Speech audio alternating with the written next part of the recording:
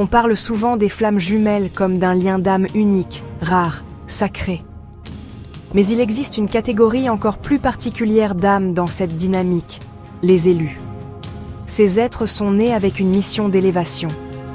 Pas seulement pour eux-mêmes, mais pour l'humanité. Ce sont des porteurs de fréquences, des ponts entre les mondes, des déclencheurs silencieux du réveil des consciences. Et leur flamme jumelle, à quoi ressemble-t-elle? Elle est tout sauf ordinaire. Elle n'est pas douce, facile, prévisible. Elle est tempête et guérison à la fois.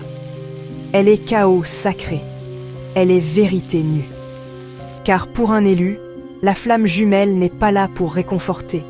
Elle est là pour révéler, pour briser les illusions, pour activer les mémoires oubliées, pour faire sauter toutes les protections de l'âme jusqu'à ce que la lumière passe. Elle voit ce que personne d'autre ne voit, dès le premier regard, avant même de connaître son prénom. Elle voit au-delà des masques. Elle reconnaît la lumière, mais aussi toutes les ombres que l'élu n'a jamais voulu regarder. Et c'est pour ça qu'elle dérange, qu'elle effraie, qu'elle pousse l'élu dans ses retranchements, car elle ne veut rien d'autre que l'essentiel, qu'il soit pleinement lui. Elle le bouscule sans le vouloir.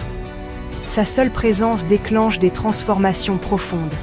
Pas par les mots, pas par les gestes, mais par l'énergie, par la vibration. Elle réveille en lui la mémoire de ce qu'il est vraiment, un canal, un guide, un feu vivant, et il le sent, il le sait, même s'il fuit, même s'il nie. Elle est souvent invisible aux yeux du monde, car la flamme jumelle d'un élu n'est pas là pour le décor. Elle n'est pas là pour briller socialement, pour flatter l'ego, pour cocher des cases. Elle agit dans l'ombre, parfois loin de lui, souvent dans le silence. Mais sa présence est constante, invisible, intense, inébranlable. Elle vit elle-même une transformation radicale. Car être la flamme jumelle d'un élu, c'est aussi traverser l'abandon, le rejet, la solitude. C'est être initié par le feu. C'est tomber 1000 fois et se relever 1001. Elle apprend à s'aimer au milieu du vide, à faire confiance quand tout semble perdu, à rester ouverte quand le cœur voudrait fuir. Elle devient, dans le silence, la prêtresse de sa propre lumière. Elle n'attend pas, elle prépare. Elle ne reste pas figée dans l'attente d'un retour. Elle s'aligne, elle œuvre, elle incarne. Car elle sait, ce lien n'est pas pour combler, il est pour activer. Et quand elle le fait, l'élu le sent. Dans ses rêves, dans ses colères, dans ses éveils nocturnes, dans ces moments où il pleure sans comprendre pourquoi. Elle est sa mémoire, et il est son miroir. Il se cherche, il se fuit, il se retrouve, par vibration.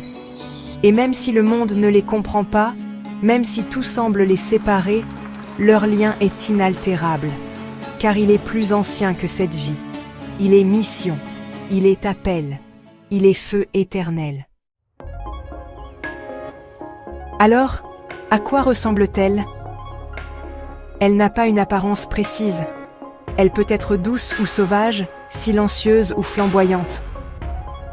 Mais elle a une chose que personne d'autre n'a, elle est l'autre moitié de son âme en mission.